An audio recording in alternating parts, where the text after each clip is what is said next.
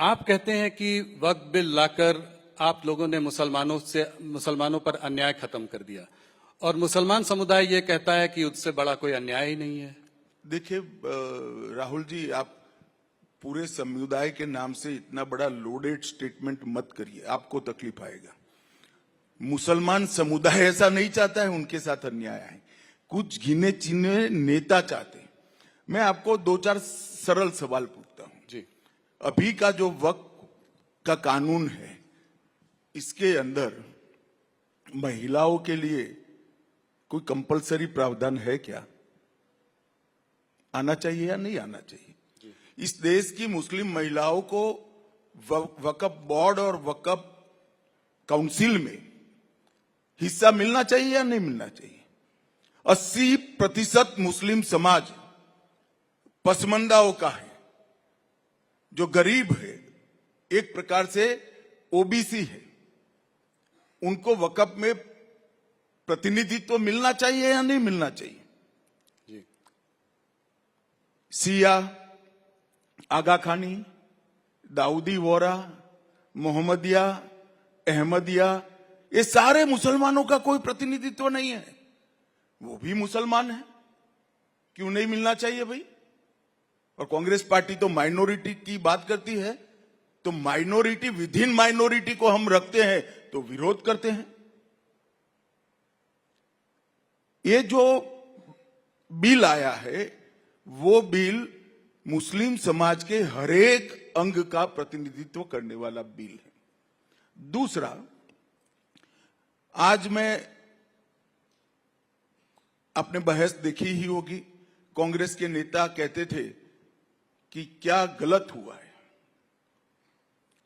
मैं आज देश की जनता को टीवी 18 के कार्यक्रम के माध्यम से बताना चाहता हूं कि आजादी से लेकर 2013 तक, आजादी से लेकर 2013 तक, इस्लाम जब से भारत में आया तब से जितनी वक्फ में भूमि वक्फ घोषित की गई, वो 18 लाख एकड़ थी, जिसमें मुगलों के पहले से भी जो वक्फ हुए हैं वो सारे आ गए, क्योंकि दिल्ली में तो वक्फ सल्तनत काल में हो गया था।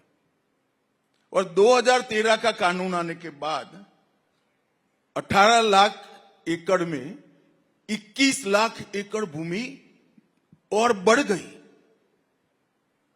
तो यही बताता है कि 2013 के कानून में आपने ऐसी व्यवस्था करी जो न्यायपूर्ण नहीं थी। किसी की भी भूमि को आपने वक्फ घोषित कर दिया, चाहे भूमि हिंदू की थी, पूरे के पूरे गांव वक्फ घोषित हो गए जिसमें लोग रह रहे हैं। कहीं मंदिर, 1500 साल पुराने मंदिर वक्फ घोषित हो गए जहां पूजन अर्चन होता है।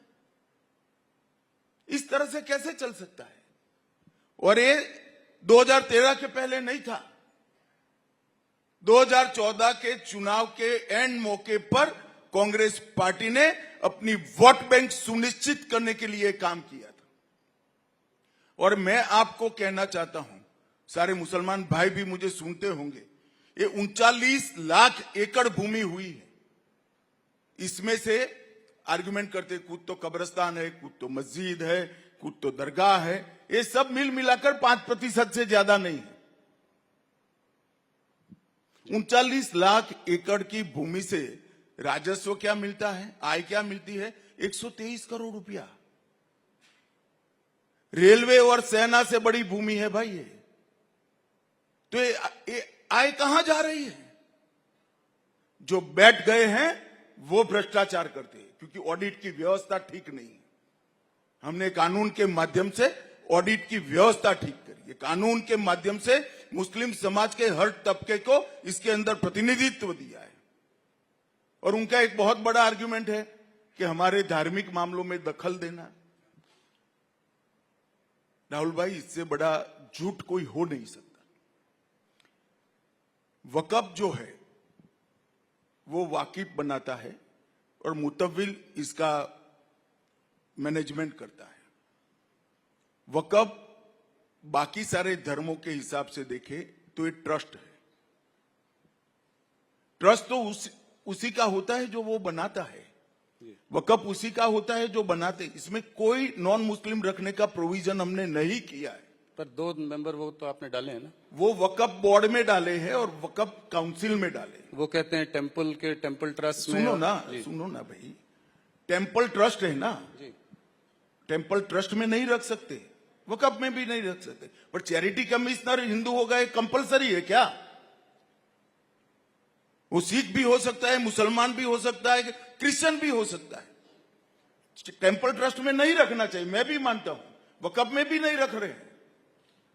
जैसे ट्रस्ट होता है, इसका मैनेजमेंट अगर रिलीजियस ट्रस्ट है तो हिंदुओं के हाथ में होना चाहिए। वकफ अगर अल्लाह के नाम पर दान दी गई संपत्ति है तो मुस्लिमों के हाथ में होना चाहिए। मगर ट्रस्ट चैरिटी के कानून के हिसाब से बरोबर चल रहा है नहीं चल रहा है, इसकी देखरेख, ये तो व्यवस्थात्मक काम है, इसमें धर्म कहां से आता है? फिर भी हमने तो 22 में 2 रखे हैं भाई, 14 में 2 रखे हैं। और एक बात मुझे बताओ, जो मैंने पहले कहा पूरे के गांव कर दिए वकफ, कोई मंदिर भी कर दिए, तो ये संपत्ति का डिस्प्यूट नॉन हिंदू का भी है या नहीं है? जी, हुआ या नहीं हुआ? तो वो पार्टी है या नहीं है? 2 हिंदू इसका पक्ष न्यूट्रलिटी से देखेंगे तो क्या बिगड़ जाएगा? क्या इस देश में हिंदुओं को इतना भी अधिकार नहीं है भाई? ये बिल्कुल खोखली बात है जो कांग्रेस ने फिर से उनके समाप्त होते हुए अस्तित्व को आधार देने के लिए एपीसमेंट की पॉलिसी। और अगर इतना ही था तो प्रियंका जी तो वोट डालने भी नहीं आई, राहुल जी ने भाषण भी नहीं कराया। अगर आपकी पार्टी की प्रमुख पॉलिसी है तो पार्लियामेंट से बड़ा मंच क्या हो सकता है? लोकतंत्र में सबसे बड़ी पंचायत है, राहुल जी वहां बोले ही नहीं।